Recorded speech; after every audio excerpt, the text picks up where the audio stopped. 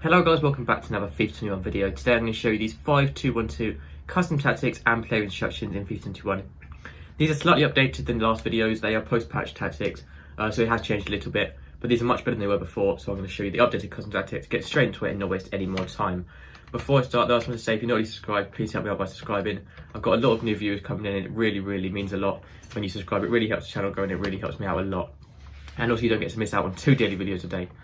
So for the custom tactics, personally I prefer to use press after possession loss for the defensive style. If you don't feel comfortable using this and you think it uses too much energy, then go with balanced, but I wouldn't recommend anything else apart from balanced or press after possession loss. If you want to make the formation more defensive or balanced, use balanced. If you want to make it more attacking, then use press after possession loss. As you can see that by the shape of it, it works really well attacking with the wing backs, but you also, if you keep the wing backs staying back like fullbacks, it can also be very defensive, and it can also be quite balanced in the middle if you go with a mixture. So I do recommend either using balanced, and if you want to make it attacking, use press after possession loss.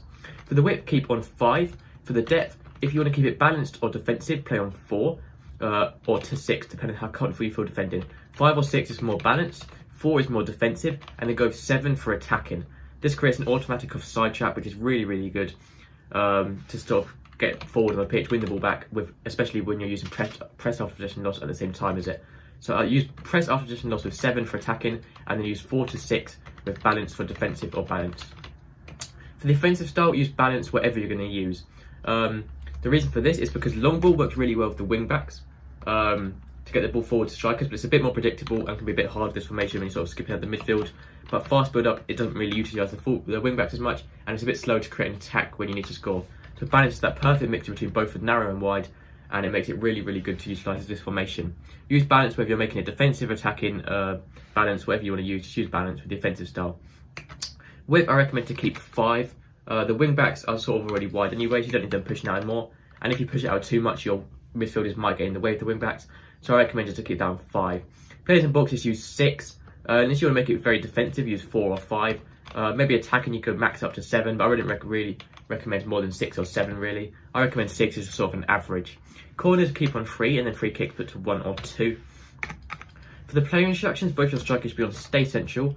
There's you to be on getting behind so making forward runs to the defence, and also stay forward so stand at the top of the pitch. Stay central also helps them stay in line with the goal. This should be on whether you're using defensive or attacking or whatever you're going to use. Just use stay central, get in behind and stay forward, and your strikers still need to score goals, whatever. Also use stay forward and get into the box for cross for your cam to help overload the box and to help them out the strikers. Now for your 2 midfielders, these are 2 centre mids, left centre mid and right centre mid. I recommend to leave these completely default, apart from change cover centre on, as the wing backs are already doing the job on the wing. So apart from cover centre, I would just leave them completely default. For that is it. Unless you want to make it very defensive, maybe use stay back while attacking. Other than that, just keep it on balanced attack. Unless you want to make it ultra attacking as well, you get forward, but most people should be using balanced attack and then just cover centre on these. For your centre backs, leave these default, and this obviously you want to make it ultra attacking once again, just use player strike or something. But otherwise, I recommend to leave this completely default. You never really want to change your centre backs. For your goalkeeper, use counter causes and sweeper keeper. Whatever you're going to use, that is always the best thing to go with.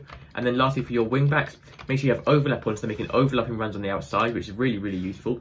And then for your attacking runs, I recommend to use stay back while attacking if you want to keep it more balanced or more defensive. And then when you'll make it more attacking, just use join the attack. They're sort of acting as wingers to help score, and it's really useful there. That's probably everything I need to say for this video.